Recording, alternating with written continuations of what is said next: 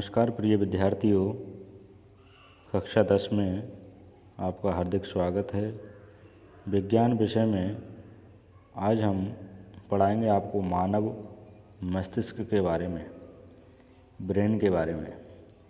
तो ये जो ब्रेन होता है वो सभी क्रियाओं के समन्वय का केंद्र होता है और ब्रेन के 3 मुख्य भाग होते हैं, जिसे क्रमशः अग्र मस्तिष्क, मध्य मस्तिष्क और पश्च मस्तिष्क के नाम से जानते हैं।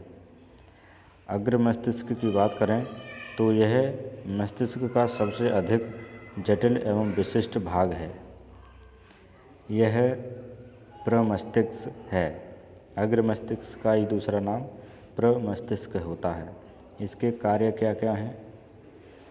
तो इसका पहला कार्य है कि ये सोचने का काम करता है, ऐच्छिक कार्यों को नियंत्रित करता है, सूचनाओं को याद रखता है, शरीर के विभिन्न हिस्सों से सूचनाओं को एकत्रित करता है और उनका एडजस्टमेंट या समायोजन करता है और भूख से संबंधित केंद्रों पर भी नियंत्रण करता है। दूसरा है मध्य मस्तिष्क।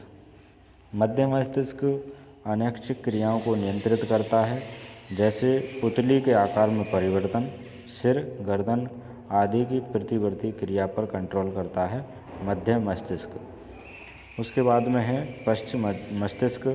ये इसके भी मुख्यतः फिर से 3 भाग हो जाते हैं। जिसका पहला भाग होता है अनुमस्तिष्क। अनुमस्तिष्क पश्चिम मस्तिष्क का भाग है।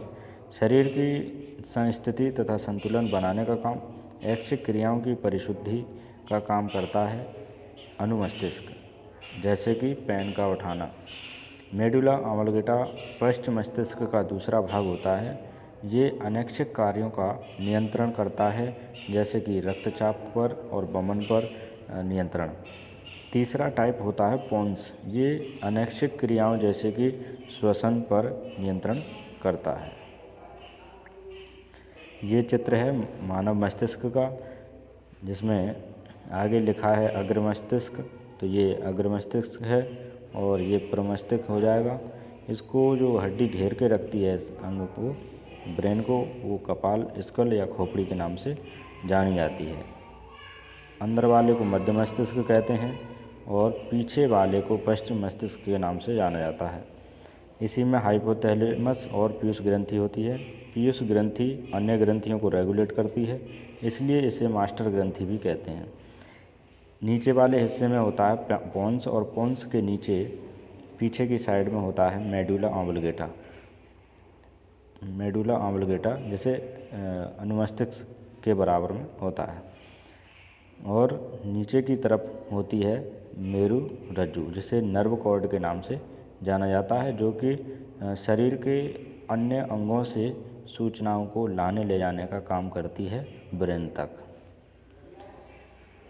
इसके बाद में मस्तिष्क एवं मेरु रज्जु की सुरक्षा के बारे में जान लेते हैं।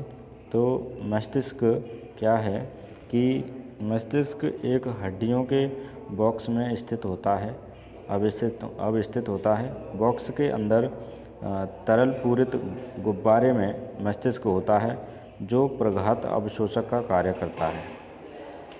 मेरु रज्जु क्या है? मेरु रज्जु की सुरक्षा कशेरुक दंड या रीढ़ की हड्डी करती है। रीढ़ की हड्डी किसकी रक्षा करती है? मेरु रज्जु की। अगला है तंत्रिका ऊतक एवं पेशी ऊतक के बीच में जो समन्वय होता है वो कैसे होता है? जैसे ज्ञानेंद्रिय में कोई उद्दीपन हुआ, ज्ञानेंद्रिय ने रिसीव किया और उसको संवेदी तंत्रिका तक पहुंचा।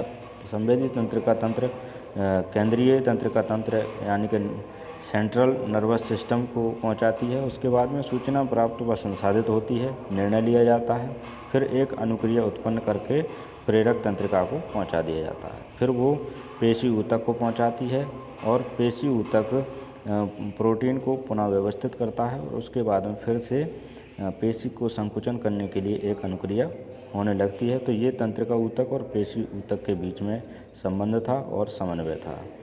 इसके बाद में विद्युत संकेत या तंत्रिका तंत्र की जो सीमाएं हैं, इसमें क्या होता है कि विद्युत संवेग केवल उन कोशिकाओं तक पहुंच सकता है जो तंत्रिका तंत्र से जुड़ी होती हैं।